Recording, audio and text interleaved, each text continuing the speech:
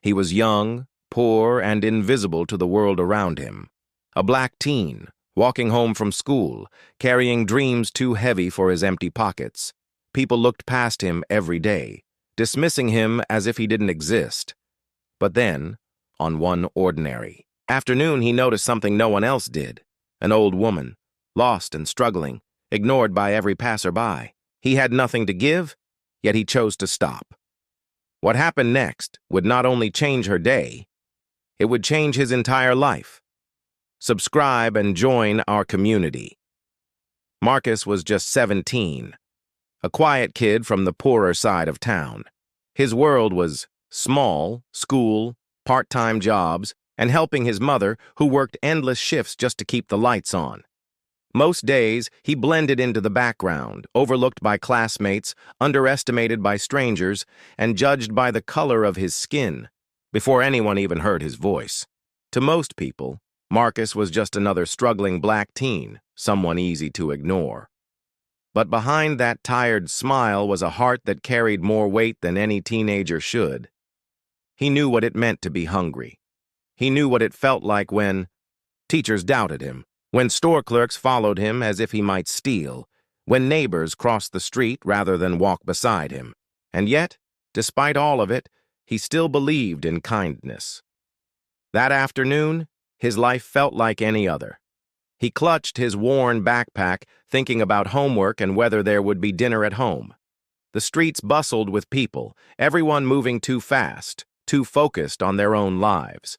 And then, just ahead, Marcus saw her. An old woman, frail and confused, standing at a busy corner as the crowd flowed around her like she wasn't even there. Dozens passed by. No one stopped. Marcus slowed. Something in his chest told him this wasn't just another moment to ignore. He didn't know it yet, but this small choice, to notice what others didn't, was about to change everything. Marcus hesitated as he watched the old woman. Her hands trembled around a folded map, her eyes darting in every direction, searching for help that never came. People brushed past her shoulders, muttering under their breath, pretending not to see. Some even gave her looks of annoyance, as if her confusion was an inconvenience to their day. Marcus glanced down at his shoes, scuffed, worn thin from too many miles. He didn't have much. Not food, not money, not the respect of society. But what he did have was a choice. With a deep breath, he stepped forward. "Ma'am, are you all right?" he asked softly. She turned to him, relief flashing in her weary eyes. But before she could speak, a man walking by scoffed loudly. "Don't bother, kid. Someone else will handle it." Others shook their heads, whispering judgments. To them, Marcus didn't look like a helper. He looked like trouble. Still, he held out his hand. The old woman clung to it as if it were the only steady thing in her world.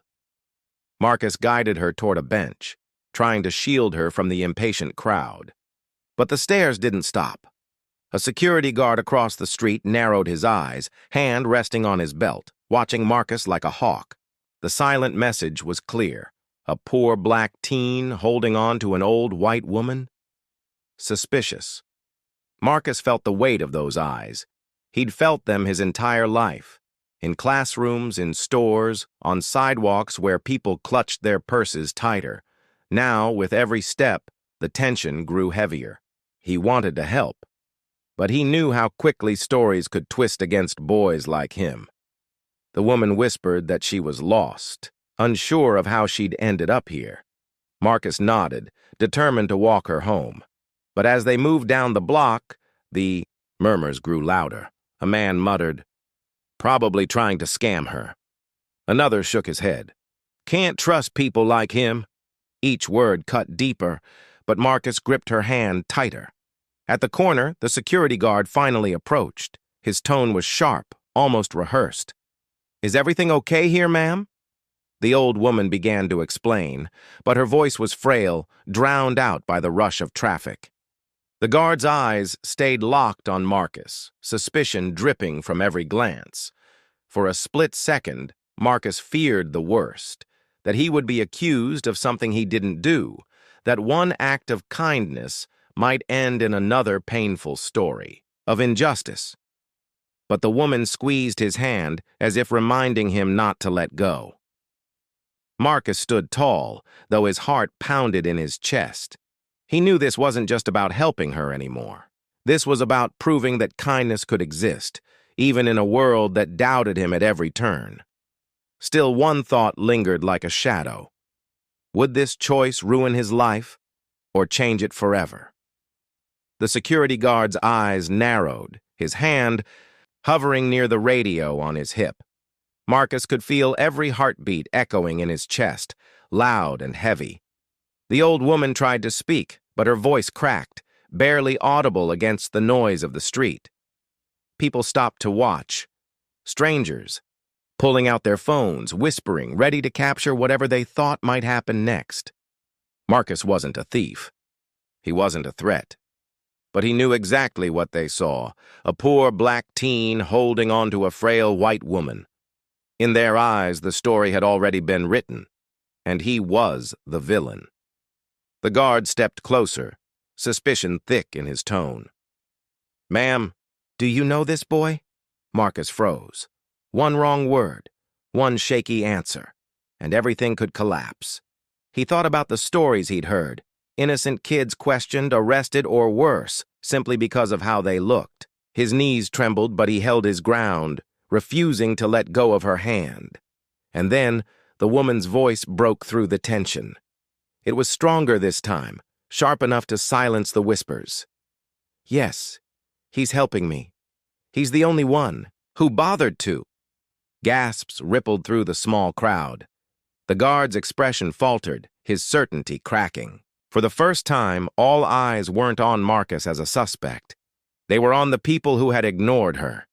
The old woman straightened, her frailty replaced with a quiet strength. "Shame on every single one of you," she said, her gaze sweeping the crowd. Marcus blinked, stunned. In that moment, the power shifted. The story everyone had assumed was true. The stereotype, the suspicion, the unspoken prejudice collapsed in an instant. But Marcus didn't know yet that this was more than just a moment of justice. This woman wasn't just someone he had guided across the street. She was someone whose identity would shatter everything he thought he knew about his own life. When the tension finally eased, Marcus prepared to slip back into the shadows. Just another kid who tried to do the right thing. But the old woman held onto his hand, refusing to let him go. She insisted he walk her home, and with hesitant steps, Marcus followed. What awaited him was nothing he could have imagined. At the end of the street stood not a crumbling apartment, but a towering mansion. The gates opened, the driveway stretched wide, and suddenly Marcus realized this woman was no ordinary stranger.